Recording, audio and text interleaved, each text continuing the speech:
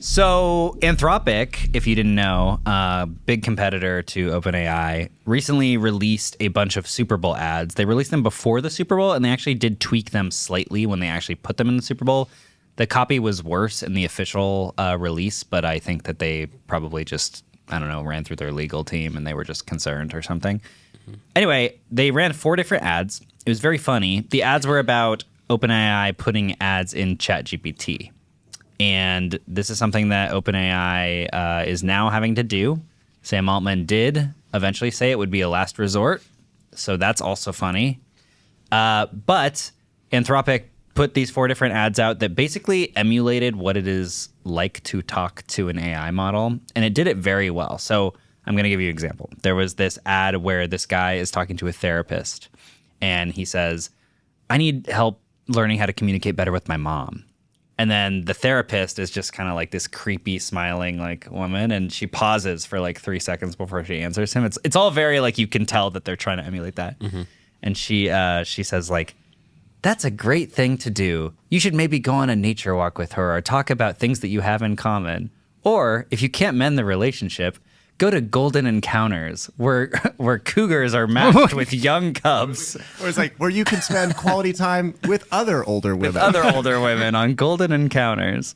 And all of the ads just kind of devolve into this. And then the person that's talking to that model is like, what? Very funny, very good ads. This elicited a extremely funny reaction from Sam Altman on Twitter. He decided to write an essay in a tweet, which is never a good idea. But the first thing that he said was, first, the good part of the Anthropic ads. They are funny. I laughed. Very human thing to say. Nice. And then he wrote 11 paragraphs. Dude. Wrote is like an overstatement for like this is poop. You don't write poop. You poop. And that's what he did. He pooped 11 paragraphs of poop. Do you think he did it or ChatGPT did it? That's what I was going to say. Yeah, I assume everything he writes now I also, goes through ChatGPT. I had not seen these ads. Actually, I think you posted it, and your main thing was, why does this seem like it didn't get de-squeezed properly for one of them, the one online before the Super Bowl? Yeah. The only reason I watched these ads is because I saw Sam Altman crashing out on Twitter, and I was like, these must be pretty good. They did, yeah. The first ad, there was one ad where a kid was trying to get jacked and It was whatever. like, how do I get abs as fast as possible? Yeah, and first I just noticed like it seemed like they used like a 1.5x anamorphic lens, but they de-squeezed it to like 1.8. Oh, no. That's all that was the first thing I noticed. Sorry, that's the first thing I noticed. That would bother me a lot. It was weird. Anyway, yeah, he crashed out with like 11 paragraphs saying basically it was not what was going to happen, and that it was, what was the word? He was saying that it was kind of misrepresenting the way the ads were going to be shown. But Ellis is about to chime in. Can I say one thing real quick? Yeah, say. I like when companies use commercials to take shots at each other. It's so much more fun. I liked the Samsung notch forehead, stuff like that. PC. Yeah. Yeah. It's fun. And it's fun because they're in jest, but man, it makes some people so mad. And that's hilarious. Yeah, it's funny. Anthropic typically does have really good ads too. Like they've been leaning into like the film look and the film aesthetic and everything, like a little grain and everything. Like it looks like they hire people that knew what they were doing for. I mean, every company on Twitter now basically is just making commercials. Yeah. That's like their whole thing. They have shifted away from just releasing products, and now everything has to be a little like movie trailer. I was product launch. Yeah. I think also doing the film look feels more natural and human, and when you're creating a product that's as unnatural and unhuman as AI, you want to be as opposite as they possible. thought about this. Yeah, they know what they're Anthropic doing. has a great color grader, by the way. Mm-hmm. It's all the same color, and it's very good. It's AI. Damn. I don't know if AI would mess Makes up the 1.5x anamorphic squeeze. I think that's exactly what it would mean. Yeah, that's probably true. That's probably All true. right. All right, Ellis, I have I'm ready something for to your say. crash out. Before I crash out publicly about this, I do want to say, Yeah. longtime listeners of the show will know we have in the past done Anthropic ads. We have read ads that they have done. This has nothing to do with why we're reporting on this. Also, in case anyone was even wondering, none of us have any AI investments. Okay, we're not invested in these private companies. I don't use that shit at all. Yeah, so this is not like about. This is about Oh my God, dude. That stupid 11. Okay, first of all, when Sam Altman in that 11 paragraph screed said, God, there was so much. When he called Claude or Anthropic an authoritarian company, I was like, brother, like you need to look at like who's on the OpenAI team right now. Okay? He also said Anthropic makes software for rich people when they're the same price. They're the same price. Expensive software for rich people when they're the same. It's like, dude, you both offer a free tier. The difference in the pricing is that, and maybe like when you're using it at a developer level, the tokens are like cheaper or whatever, but it's like you both offer a free and a $20 tier. So don't go calling your competitor an expensive product for rich people. Don't go calling a company an authoritarian company when like all of the techno-fascists are aligned with you, bro. Okay? Yeah. Dude, and then it's like, he keeps going on and on about how like, you know, these ads are not going to appear in chat. They're not going to like companies are not going to have access to your chat, like all this stuff. The truth is we don't know how these ads are going to appear. They started rolling out yesterday, by the way. I haven't seen them. I haven't seen any. I keep looking for people reporting on how they're rolling out. I can't find them. Yeah. I can provide to you the press releases of the companies who are buying these ads. Yeah. All right. Target. This is an exact quote. I'm just going to read you the whole thing so that you can't be like, Ellis, you're picking and choosing your words, man. You're an anti-AI Luddite. But quote from Target, ads are served based on keywords in a guest's ChatGPT prompt, ensuring they're relevant to the conversation. For example, a guest asking, what are some countertop cooking appliances that make everyday meals more convenient, may see an ad for an air fryer. Here's one from Williams-Sonoma. As an early participant, Williams-Sonoma Inc. will explore how advertising in ChatGPT can reach customers at the decision-making moments, helping surface relevant, high-quality products while preserving trusted and transparent user experiences. I don't want to be devil's advocate because You are a devil's advocate. They're like your favorite team. They are. That's true. I hate them. I hate them this season. By the way, go USA Hockey. We destroyed Canada Women's the other day. Are they in that new TV show about hockey? Yeah, it's called The Olympics. I was saying that other one. I don't. Yeah. In terms of the way these are written, it does.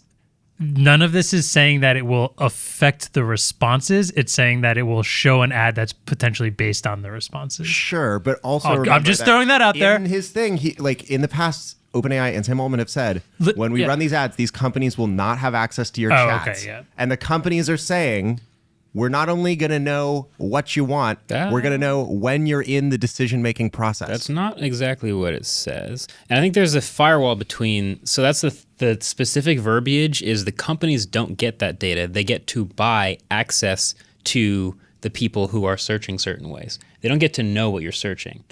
ChatGPT, OpenAI, they know all this stuff. Right. But similar to the way you would buy Google AdWords, you'd buy ads for people who are Googling certain things. Right. Those ads will show up for those people. Right. I never get to connect to those people directly or know who searched what.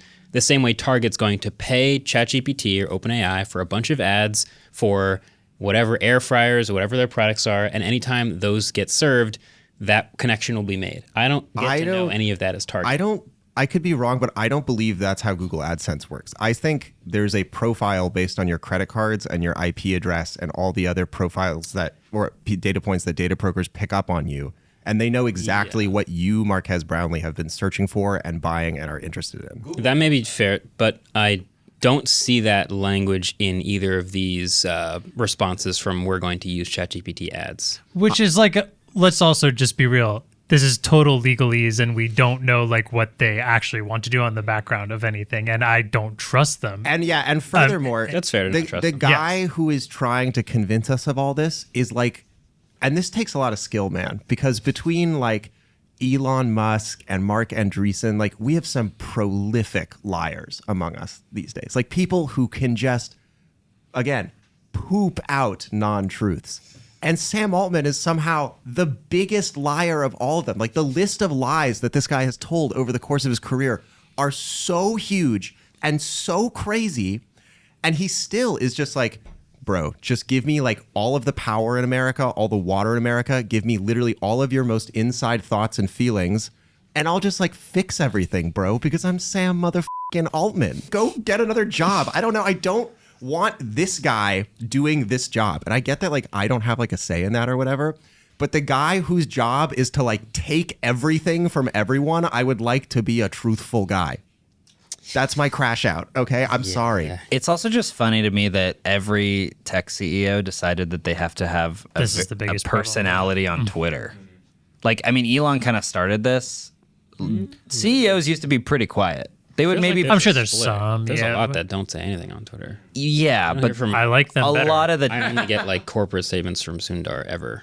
He never says anything. He sometimes says stuff. I mean, it's not like this. It's not like this. It's not like this. God. Yeah. But pretty much every AI company CEO has like a very loud voice on Twitter and is very annoying and just like says Probably a lot because of stuff. that's where all of their customers are. Like as far as how competitive this environment is and how much of a connection you want to have to your potential customers, how else are you going to talk to them? It's kind of like when how YouTube had that sort of, what is it called, adpocalypse, where it's like all the advertisers left YouTube and they realized that the only way to reach these people is to be advertising on YouTube. If you're an AI company CEO, how are you going to reach the most aggressively enthusiastic AI people on the internet?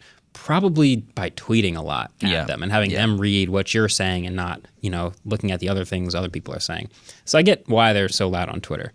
But if you're annoyed by that, I don't think it's going to make them stop. Annoys I them gotta ever keep living trying to reach those people on Twitter. Yeah, I mean, this kind of reaction though is very funny because I mean, they went and said like we have more users in Texas than you have users total, and it's kind of like I think the best thing to say was nothing, or you could have just said that was funny and moved on. Yeah. I'm gonna dub this the Streisand effect because I was wondering why you typed it like that. I totally missed that. Yeah, because he just kind of like drew more attention to the fact that he was crashing out about it, and then there were multiple articles written out about how he was crashing out. If I made a joke about one of you guys and you tweeted that long about it, I'd be like, damn, I got him. Yeah. Like that's Andrew said something about me that was clearly dishonest. Anthropic is so happy right now that this guy is freaking out. The amount of people that didn't even know Anthropic's name that knew ChatGPT and then saw a bunch of Google Words articles on the side of their home feed being like, Sam Altman crashes out about Anthropic. Yeah. Yeah. Yeah. I mean, the amount of marketing spend that they put into this was more than free real estate. The Super Bowl. Yeah. It's free real estate. Free real estate. I will say Twitter is a very specific audience, and a lot of them are the like silence is complicit type. So if Sam Altman didn't say anything about those ads, it would also be really, it would be fodder for them to be like, see, they got him. So no matter what you do, you lose, but he chose this path. So that's his choice. I guess so. Screw you, Ellis, for making it seem like I was kind of defending it. I promise that's not how I felt. I know. Andrew Andrew loves OpenAI. It just feels to me like the entire premise of this company is like dog water. Like seriously, like what? Like you've made $1 trillion in spending commitments. And you genuinely are like, no. In the next like 10 years, we're going to 100x our revenue. Despite the fact that we like won't tell anyone how we make any money right now. Despite the fact that we literally do not have enough electricity in the world to do what we're gonna do. It's all the trust me, bro economy. It's like data centers in space.